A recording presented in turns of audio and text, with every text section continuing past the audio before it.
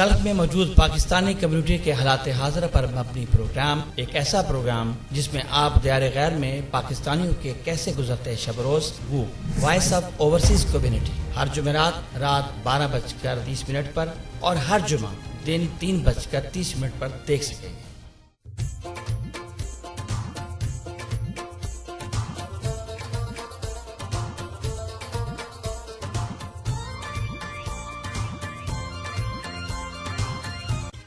اگست 1947 کو پاکستان دنیا کی سب سے بڑی اسلامی جمہوری ریاست کے طور پر معرض وجود میں آیا۔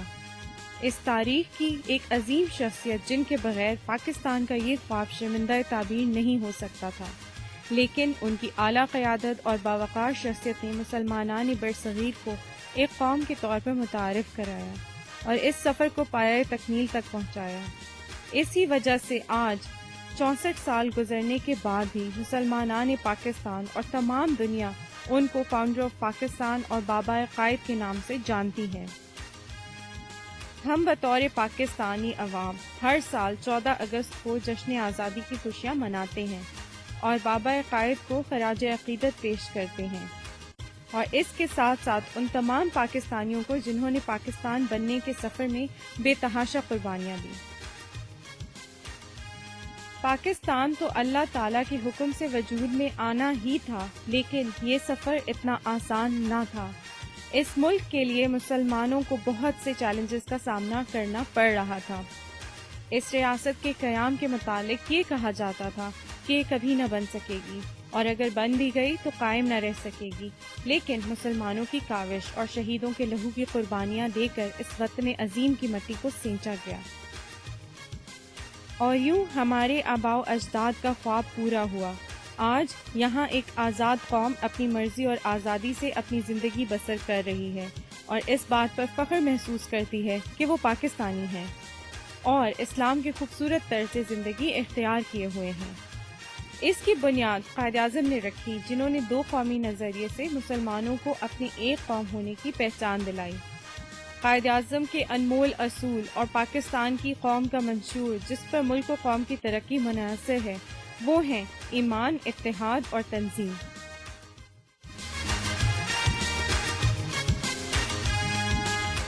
جغرافیائی لحاظ سے بھی پاکستان بین الاقوامی خصوصیات رکھتا ہے، جو باقی تمام مسلم برادران ملکوں کے ساتھ ساتھ مغربی ممالک میں بھی بہت اہمیت کا حامل ہے۔ پاکستان کی مٹی میں سونا، تیل اور معدنیات کے ذخائر موجود ہیں، جو ہمارے ملک کی ترقی میں معاشی لحاظ سے اور ہماری بہت مدد کر سکتے ہیں۔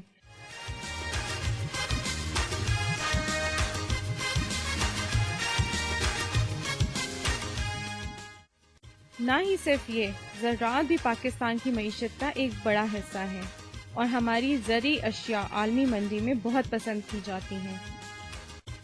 سیاحت کے اعتبار سے ہمارا ملک دنیا کے کسی ملک سے کم نہیں، بلکہ یہاں پر قدرت کے وہ شاہکار موجود ہیں جو دنیا میں کہیں بھی نہیں ہیں۔ کشمیر کا جنت سا حسن، ناران کا غان، سوات کی وادیاں، اور اس کے علاوہ پاکستان کا ہر ایک شہر اور گاؤں تمام بہت خوبصورت ہیں۔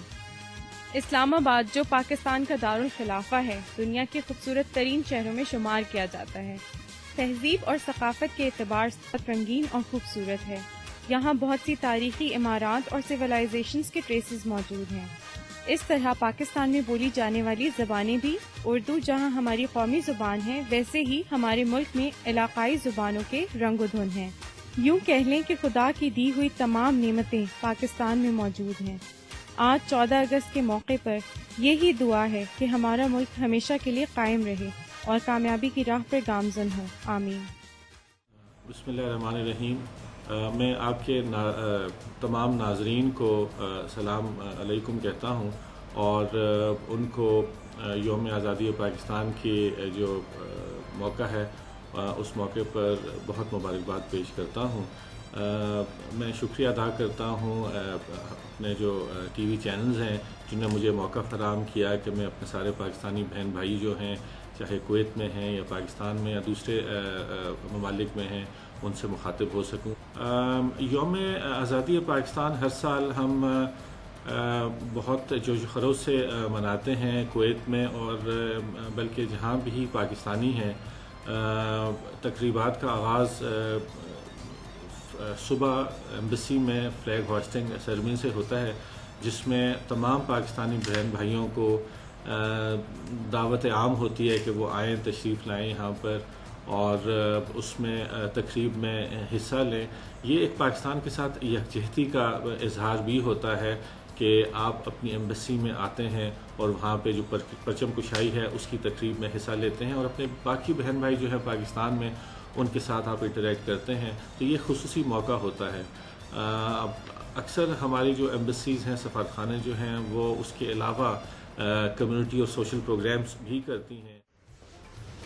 میں سب سے پہلے تو آپ کا ووک ٹی وی کا شکریہ ادا کرتا ہوں کہ جنہوں نے یہ چینل اسٹارٹ کیا اور ہم اپنے پاکستانی یہاں کویت میں رہتے ہیں ان کو یہ موقع دیا کہ وہ جو بھی پرابلم ہیں یا جو بھی ہماری مشکلات ہوتی ہیں ہم اعلیٰ حکام تک اس کے ذریعے پہنچا سکتے ہیں، ورنہ ہمارا تو کوئی بھی ایسا ذریعہ نہیں تھا اور نہ ہی ہے پہلے کہ جو بھی ہمارے اندر کمیونٹی میں کچھ ہوتا تھا یا نہیں کسی کو پتہ نہیں چلتا تھا، لیکن یہ ایک ایسا ذریعہ بن گیا ہے کہ جس کے ذریعے ہم مطلب آپس میں ہمارا جو کمیونیکیشن رہتا ہے۔ اور خاص طور پہ میں سفیر صاحب کا بھی ذکر کیے بغیر نہیں رہ سکتا کہ جنہوں نے ہماری مطلب جیسے میں نے لاسٹ ٹائم ذکر کیا تھا کہ ہمارا جو پرابلمز آ رہی تھی مشین ریڈیبل پاسپورٹ کے لیے، اور یعنی انہوں نے بہت جلدی قدم اٹھایا اور اس چیز کو مطلب انٹروڈیوس کر کے اور پاکستانیوں کی وہ مشکلات کو حل کیا، اور یعنی میں بہت دل سے شکر گزار ہوں افتخار عزیز صاحب کا کہ انہوں نے یہ کام کیا اور ہماری مشکلات کو سمجھتے ہوئے اور فوراً اس چیز کو انہوں نے انٹروڈیوس کیا اور ہماری مشکل حل ہوئی۔ اور میں ان کو بھی یعنی 14 اگست کے موقع پر بہت بہت مبارکباد پیش کرتا ہوں، اور اپنے جتنے بھی بہن بھائی ہیں پاکستان میں ان کو 14 اگست کی بہت بہت مبارکباد۔ اور یہ 1952 سے اسٹیبلش ہے اور اس کو میں نے 1974 سے جوائن کیا ہوا ہے اور آج تک ہم کمپنی چل رہی ہے الحمدللہ۔ اس ٹائم ہم لوگ کویت پورٹ اتھارٹی کے بھی کانٹریکٹر ہیں اور یو ایس آرمی کے بھی کانٹریکٹر ہیں، اور ہمیں اب تک جو ہے 7 ایوارڈ مل چکے ہیں اس ہمارے کام کے اوپر ماشاءاللہ۔ یعنی best distributor in the world کا ایوارڈ ہے جو ہمیں 7 سال سے مل رہا ہے ماشاءاللہ۔ تقریباً 8-9 جگہ پہ کام چلتا ہے، اس میں پاکستان بھی ہے، افغانستان بھی ہے، عراق ہے، ترکی ہے، جارڈن ہے، کویت ہے، تو تقریباً 8-9 ملکوں میں ہم اپنے آپ کو اچھا پیش کریں۔ ہم محنتی قوم ہیں، ہم بہت کام کو سمجھنے والے لوگ ہیں، مگر جہاں ہم اپنی امیج کو خراب کرتے ہیں کہ جو ہم ایک برا تاثر دیتے ہیں، جو مطلب کوئی غلط کام کر کے، جو فراڈ کر کے، تو آپ غلط امیج جائے گی۔ اگر آپ اچھا کام کریں گے، آپ اچھی طرح سے محنت کریں گے تو آپ کی امیج اچھی بنے گی، ورنہ ہماری قوم میں کوئی کمی نہیں ہے، ہم محنتی لوگ ہیں۔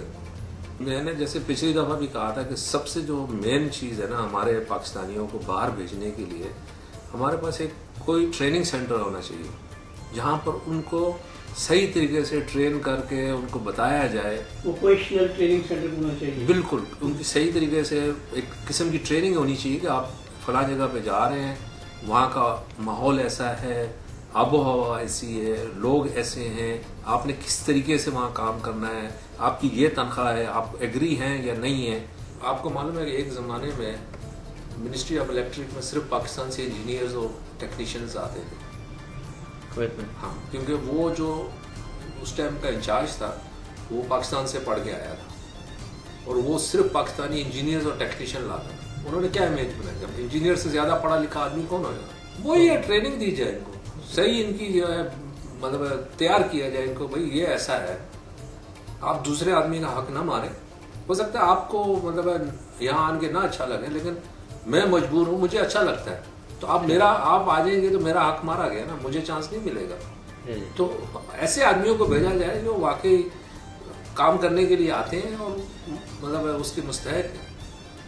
جیسے ہٹ کے سوال، آپ کی سالانہ محفل نعت کے بڑے چرچے ہیں اور کویت میں کوئی آج کل محفل نعت نہیں کر رہا، تو یہ کیسے آپ کے دن میں آیا اور کس طرح سے آپ سارس کو مینیج کرتے ہیں؟ اتنی بڑی محفل دبئی میں نہیں ہوتی ہوگی جتنی کویت میں ہوتی ہے۔ ایسی اتنی بڑی محفل تو میرا خیال ہے پورے گلف میں نہیں ہوتی ہے۔ وہ ایسا تھا کہ آپ کو معلوم ہے کہ ہمارے پاکستانیوں کے پاس تو کوئی ایسا موقع نہیں ہے، تو مطلب آپ دیکھ لیں کبھی کوئی ایسے فنکشنز نہیں ہوتے, کوئی ایسے اگر کبھی ہوتے بھی ہیں تو وہ بھی فیل ہو جاتے ہیں. تو یہ ایسا سوچا تھا کہ ایک ایسا چیز کی جائے جہاں پر کم سے کم سال میں ایک دفعہ پاکستانی کمیونٹی کو کوئی اچھی چیز مل جائے, کوئی اچھا میسج مل جائے. اور بڑے بڑے نعت خوان جو ہیں ایک جگہ اکٹھا کرنا, یہ بھی بڑی بات ہے. ایک جگہ اکٹھا کرنا اور ان کو لے کے آنا یہاں پر. آپ کو معلوم ہے ویزوں کی پرابلم, اور اب میں پچھلے 6 مہینے 7 مہینے میں وہی ویزے میں پاکستانی کو نکلے ہوں گے, نہیں نکلتے, تو ان کو ویزا نکالنا ایک بہت بڑی پرابلم ہے. کویت میں 2008 میں ہم لوگ, یہ ہمارا پہلا پروجیکٹ ہمیں ملا تھا. یہ ایک سیمنٹ پلانٹ ہے جس کی کیپیسٹی 5500 ٹن, اور 2008 میں ہمیں یہ ایوارڈ ہوا. ہم نے اس کے 2 فیزز ہیں. پہلے فیز میں مینوفیکچرنگ اکوپمنٹ کی اور اسٹیل اسٹرکچر کی شامل تھی, وہ ہم لوگ کر رہے ہیں, ابھی تک جاری ہے. اور اس کا دوسرا فیز جو ہمیں 2010 میں ایوارڈ ہوا, اس میں اس پروجیکٹ کا جتنا بھی الیکٹرو میکینیکل کنسٹرکشن ہے وہ ہمیں کرنی, اور وہ ہم کر رہے ہیں. الحمدللہ ابھی تک ہر چیز اپنے اسکیجول پہ اور پلان کے مطابق چل رہی ہے. ڈیسکون چونکہ ایک ملٹی نیشنل کمپنی ہے, اور جیسے میں نے عرض کیا 40,000 لوگ اس میں کام کرتے ہیں, جس میں الحمدللہ اس وقت 30 سے زیادہ نیشنلٹیز کام کر رہی ہیں. ایون ان پاکستان میں ہمارے پروجیکٹ مینیجرز جو ہیں وہ برٹش نیشنلز بھی ہیں, ملیشینز بھی ہیں, فلپینوز بھی ہیں, ایون سینٹرل ایشیا سے بھی لوگ آ کے پاکستان میں ہمارے ساتھ کام کرتے ہیں.